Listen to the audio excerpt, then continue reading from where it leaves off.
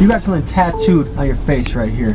What is that? TSF. And what does that stand for? The Sauce Familia, Sauce Family. I've met some of these sauce guys. Every one of them, they got cars, they got jewelry. And that's what dripping is. Dripping is not just about being fresh, like clothes. It's about like lifestyle. There's not a ton of big Mexican rappers.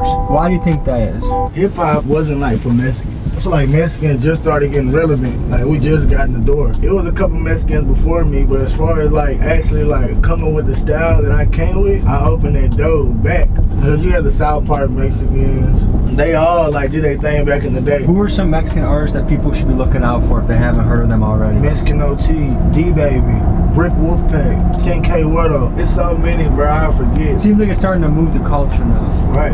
And what are your goals as a father? Show my son what to do for his kids. How to be a man, you feel me?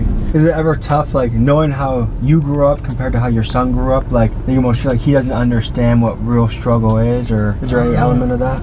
What's crazy is my son remembers, because, you know, my son moved out the hood whenever he was probably like 3 years old, and he has a great memory, so he still remembers. Was it hard to move out of the hood? As far as, like, once you left, were there any feelings of, like, missing it, or? When I first left, I was always coming back. If I even had got a spot in the hood, I couldn't all the way just leave, you feel me? After a while, I just had to just learn that, like, God gave me an opportunity, you feel me? When did you get signed? 2018. You ever been locked up before?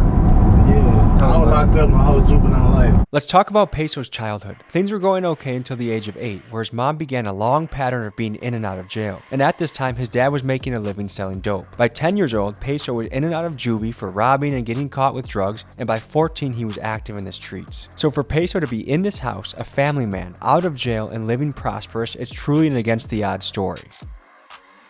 What was it like? Regular jail shit, you know what I'm saying?